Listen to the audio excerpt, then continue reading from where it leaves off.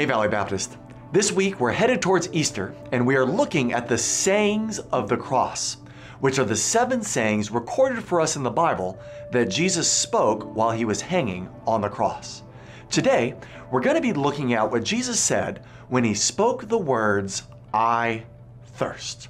Look with me at John 19, where we find this description of some of the agony that Jesus faced. Verse 28 says that after this, Jesus, knowing that all things were now accomplished, that the scripture might be fulfilled, said, "I thirst." Now a vessel full of sour wine was sitting there, and they filled a sponge with sour wine, put it on hyssop, and put it to his mouth. Now it's not hard to see why Jesus would have gotten so incredibly thirsty. All the blood he had lost, the extreme exertion he had gone through, the hot and dry Middle Eastern climate. But the real question is, why is this passage in the Bible? Why does it matter that Jesus became thirsty? Why did God make sure that this part of Jesus' suffering made it into the scripture? Are these just incidental details, or is there some meaning behind them?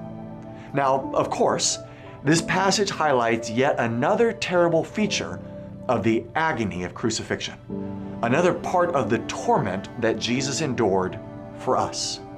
But I think the big clue is found at the beginning of verse 28, when John points out that all of this happened that the scripture might be fulfilled. That's a clue that the significance of what was happening to Jesus on the cross has to do with how this part of Jesus' suffering fulfills prophetic patterns in the Old Testament. So, we must look to the Old Testament to understand the significance of these New Testament events. Because there are 3 details in this one small passage that fulfill 3 different prophetic patterns in the Old Testament.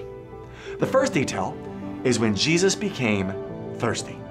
Jesus' thirst fulfilled a verse in Psalm 22, verse 16, when David wrote, "My mouth is dried up like a potsherd, and my tongue sticks to the roof of my mouth. You lay me in the dust of death."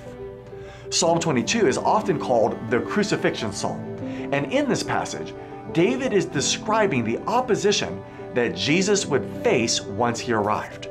And part of the suffering Jesus would face was the terrible thirst as he approached the moment of his own death. The second detail was when Jesus was given bitter wine to drink. This detail fulfilled a verse in Psalm 69. In verse 21 of Psalm 69, we find these prophetic words. "They also gave me gall for my food, and for my thirst they gave me vinegar to drink." In this passage, we see that the Messiah would be given nasty, sour vinegar wine to drink by his enemies. And that's exactly what happened when Jesus was dying on the cross. The third detail was the kind of plant they used to give Jesus the wine. It was described very specifically as a hyssop plant. Why was that detail included? Why does it matter what kind of plant it was? Well, it matters because hyssop was a very significant plant in the Old Testament. It was an important part of one of the biggest events in the entire Old Testament, the Exodus. When God was freeing the Jewish people from their slavery in Egypt, he sent plague after plague to get Pharaoh to let God's people go free. But when Pharaoh continued to refuse, God sent the final plague, the worst plague of all, the death of every firstborn in Egypt. But God gave the Jewish people a very specific and very strange way to protect themselves from the judgment that was coming. Each Jewish family was supposed to slaughter a lamb and then spread some of the blood of that lamb across the wood of their door frames. And if the Jewish families followed these instructions exactly, then they would be saved from the judgment, because God would see the blood and pass over that house.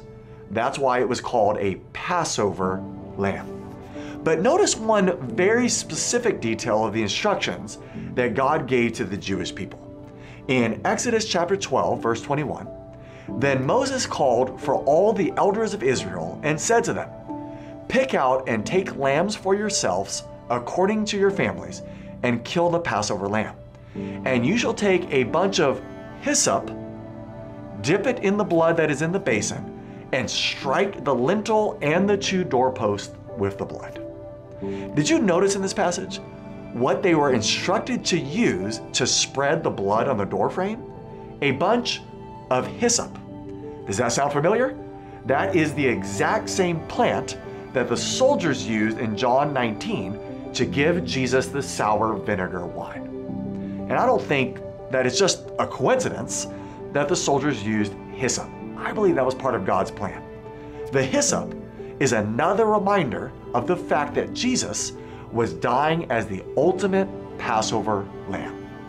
Just like the blood on the wooden door frames could save the Jewish families from the judgment in Egypt, so also can Jesus' blood on the wooden cross of Calvary save us from the ultimate judgment at the end of time. In this passage that we've seen today, we've seen that the seemingly insignificant details God included in John chapter 19 were in reality bursting with significance. Jesus was the suffering Messiah David wrote about in the Psalms, and Jesus was the Passover lamb that Moses wrote about in the book of Exodus. Well, I hope this short devotion forever changes how you understand what was happening on the cross when Jesus spoke the words, "I thirst."